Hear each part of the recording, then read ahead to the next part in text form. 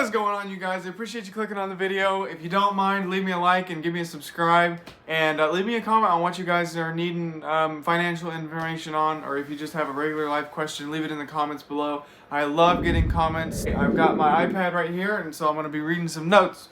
But I was looking at my last video, and it said that the top search, one of the top search items was dividend stocks. So I thought I would make a little bit of an outline here, and then hopefully help you guys to maneuver through the world of stock buying and what the difference is of a dividend yielding and a dividend non-yielding stock. So stock is you being an owner in a company, and a dividend is them paying you for being that small sliver of an owner. Some stocks do pay dividends and some don't. I'm kind of figuring out that a lot of stocks are kind of going away from paying the dividends. Your big ones like Apple, Ford, Harley Davidson, AT&T, Coca-Cola, I think Pepsi. Those are some of the big ones that pay, anywhere from 0.5% up to 8.5%. Excuse me. There's a lot of good picks, but let me tell you why you need to pick a dividend stock. Why would you buy something that isn't going to... Why would you invest in something that wouldn't pay you a return every month or every quarter or every 6 months or year, whatever it may be? That just seems kind of like a bad investment to me, unless it was just a stock that was going to be skyrocket up. So that's why I personally would only invest in dividend yielding stocks. But it's totally up to you as the investor. It's totally based on an individual standpoint. So now I'm just going to go over my two favorite picks. I don't personally invest in them yet. I'm planning to as soon as I get a few more sales in my business. But Coca-Cola is going to be the first one. They pay 3.05% per share. And so the way it works is the 3% goes off of how many shares you own. So if you owned 10 shares, then I believe the shares are $55.48, and you get 3.05% off of each individual stock that you own, not off of partial shares or anything like that. It is off of each individual whole stock that you own. You get the 3.05%.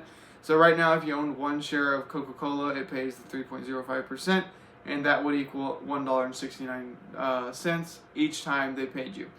The other one, which is possibly one of the best dividend yielding stocks right now, is AT&T. They pay 8.62%, which is a ridiculously high amount. That might be the highest one ever. They have increased their percent yield every year for like the past 34 years or something. And then once they reach like 50 years, they get a certain name for their stock. It's going to be incredible. So in the next 15 to 16 years, they will have that stamp of approval on them. You guys will have to go look it up, what happens whenever a stock increases its yield every year for 50 years. I can't remember what it's called. Anyway, so they have the 8.62%, and their stock is worth, I'll have to look it up. It is worth $24.23, and so at the 8.62% yield, you would get paid $2.09. Okay, so this is where it goes funny, right? So with Coca-Cola, you have a higher stock price and a lower yield price percentage, and then with AT&T, you have a lower stock and a higher percentage. So it's really important to go in and do your research on, how much the yield is going to be actually giving you. Because in this case right now, I would rather invest in AT&T, because with $100, $500, $1,000, you can get more than with Coke. But at the same time, you would need to go in and research how AT&T is doing. Are they having any issues? Do they plan to continue to increase their yield each year? These are all good questions that you just need to go in and ask the Google, or ask your advisor, or ask me in the comments, and I can do the research. It's just really important, which no, I am not an advisor, so this is all, if you do any of this information, this is all on you guys. So my final thoughts on why it's important to buy a dividend stock is because the great Warren Buffett said, why would you buy something that isn't going to produce for you?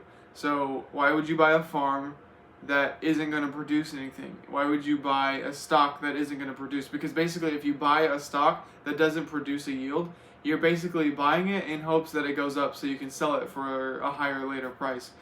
In my opinion, that just doesn't, I just can't sit around and wait for that long for it to go up in value enough to where it'll sell, and then wait for it to come back down so I can buy more and then sell again. Just go ahead and buy the dividend stock, and then reinvest and reinvest and reinvest and reinvest. And over 10 years, 20 years, 30 years, 40 years, 50, 60 years, you guys could have $1 million easily if you just budgeted it and financed it correctly. So that's where I'm going to leave you guys. I really appreciate y'all watching the video, and leave me a like, leave me a comment in the comment section, and just, you know, blow this video up, subscribe for more financial information, and I love you guys. So run the comments up.